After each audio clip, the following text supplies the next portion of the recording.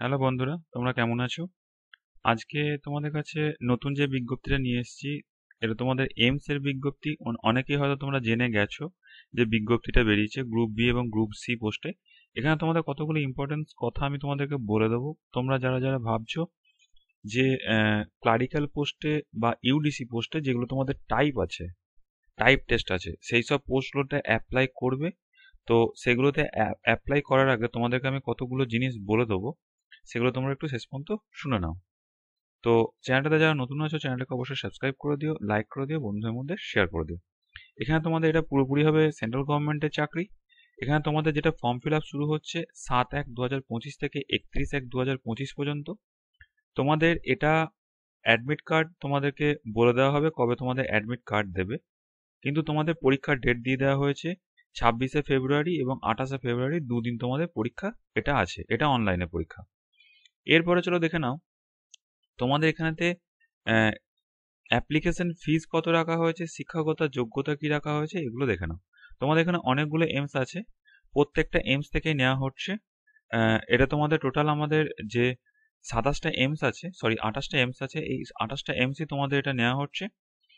তো তোমরা প্রথমে নিজেরা চুজ করবে কোথায় কোথায় তোমরা অ্যাপ্লাই করছো, ঠিক আছে? তো তারপরে তোমাদেরকে তোমাদের র্যাঙ্ক অনুযায়ী তোমাদেরকে পোস্টিং দেওয়া হবে যদি তোমরা চাকরিটা পাও। তো এখানে তোমাদের বলে দিচ্ছি, এসসি এসটিরা 5 বছরের ছাড় পাবে, ওবিসি যারা আছে তারা গভর্নমেন্টের রুলস অনুযায়ী 3 বছরের ছাড় পাবে, আর যারা পিডাব্লিউডি আছো তারা কিন্তু 10 বছরের ছাড় পাবে, ঠিক আছে? এরপরে দেখো তোমাদের এখানেতে আর কি কি বলেছে। তোমার অ্যাপ্লিকেশন ফিসটা আমি একটু বলে দিই। তোমরা যারা এসসি এসটি আছো তাদের ক্ষেত্রে অ্যাপ্লিকেশন ফিস পড়ছে 2400 টাকা, এবং যারা জেনারেল এবং ওবিসি আছো তাদের ক্ষেত্রে 3000 টাকা অ্যাপ্লিকেশন ফিস পড়ছে। যারা পার্সন উইথ ডিসএবিলিটি আছো তাদের ক্ষেত্রে কোনো রকমভাবে কোনো অ্যাপ্লিকেশন ফিস লাগবে না, ঠিক আছে? তোমাদের এখানে পরীক্ষার সিলেবাস দেখো, এখানে তোমাদের দিয়ে দিয়েছে। তোমাদের 100 নম্বরের পরীক্ষা হবে, 400 মার্কস তোমাদের থাকবে। তোমাদের 25 নম্বর তোমাদের এমসিকিউ রিলেটেড কোশ্চেন তোমাদের থাকবে, আর তোমাদের 75 নম্বর থাকবে তোমাদের সাবজেক্ট রিলেটেড কোশ্চেন। তো এখানে তোমাদের সিবিটি টেস্ট যেটা হবে, সিবিটি টেস্ট হওয়ার পর তোমাদের প্র্যাকটিক্যাল টেস্ট হবে, এবং প্র্যাকটিক্যাল টেস্ট বলতে তোমাদের যারা যে পোস্টে অ্যাপ্লাই করবে তাদের সেই পোস্টের ওপর প্র্যাকটিক্যাল টেস্ট হবে। এখানে তোমাদের বলেছে ইউআর ইডব্লিউএস দের ক্ষেত্রে 40% পেলে পাস মার্ক, ওবিসিদের ক্ষেত্রে 35% এবং এসসি এসটিদের ক্ষেত্রে 30% পেলেই তোমরা পাস করতে পারবে। এখানে কিন্তু তোমাদের নেগেটিভ মার্ক আছে, 4টে ভুলে তোমাদের 1 নম্বর করে কাটা হবে।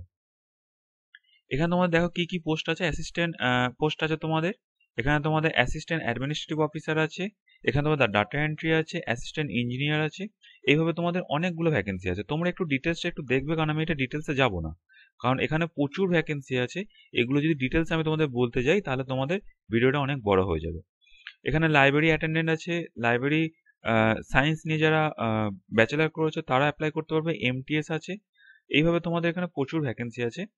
তোমাদেরকে আমি যে জায়গাটা বলবো সেটা হচ্ছে তোমাদের এখানেতে তোমাদের যে টাইপ রিলেটেড যে সমস্ত পরীক্ষাগুলো আছে সেগুলো তোমাদেরকে আমি বলে দিচ্ছি।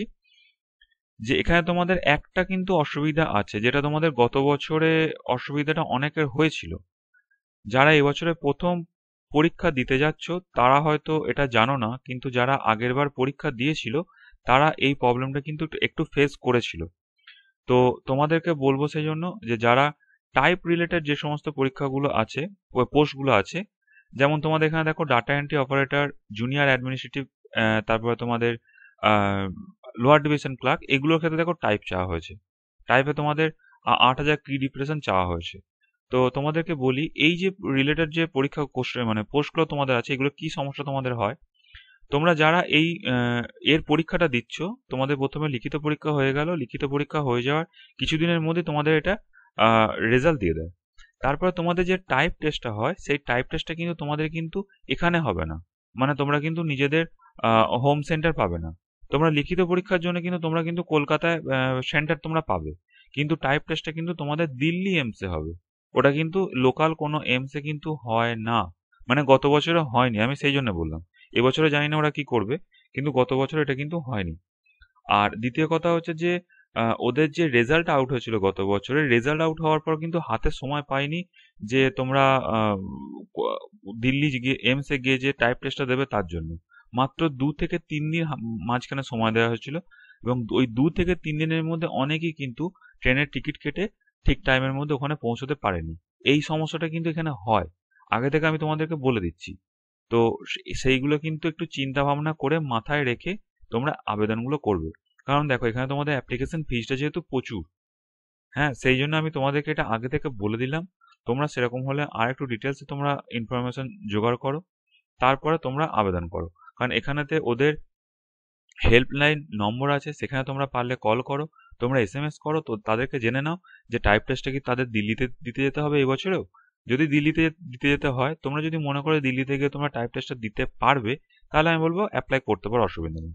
কিন্তু যদি ভাবো যে দিল্লিতে গিয়ে তোমরা টাইপ টেস্ট দিতে পারবে না, তাহলে সেক্ষেত্রে আমি বলবো 6,000 টাকা দিয়ে 3,000 টাকা দিয়ে অ্যাপ্লিকেশন করাটা একটু রিস্ক হয়ে যাবে, তাই না?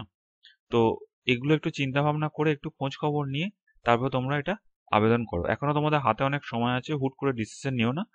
একটু সবকিছু নাড়াঘাটা করে সবকিছু দেখে তারপর তোমরা এটা আবেদন করে দিও। এটা কিন্তু খুব ভালো চাকরি। যারা ভাবছো আবেদন করবে তারা আবেদন করে দিতে পারো। আর যেগুলো তোমাদের টাইপ নেই, বিশেষ করে এমটিএস পোস্টগুলো, গ্রুপ ডি পোস্টগুলো, আর অনেক পোস্ট আছে সেগুলো তোমাদের টাইপ নেই, সেগুলো কিন্তু তোমরা আবেদন করতে পারো। ওগুলো কিন্তু একটা পরীক্ষাতেই ফাইনাল, ওগুলোর কিন্তু কোনো টাইপ টেস্ট বা প্র্যাকটিক্যাল টেস্ট নেই, সেগুলো তোমরা একটু আবেদন করতে পারো, ঠিক আছে? তো এই ছিল আজকে ভিডিওটা। চ্যানেলটাতে যারা নতুন আছো, চ্যানেলটাকে অবশ্যই সাবস্ক্রাইব করে দিও, লাইক করে দিও, বন্ধুদের মধ্যে শেয়ার করে দিও। নেক্সট তোমাদের কাছে নতুন ভিডিও নিয়ে আবার আসবো। ততদিন তোমরা ভালো থেকো, সুস্থ থেকো, সাবধানে থেকো। ধন্যবাদ।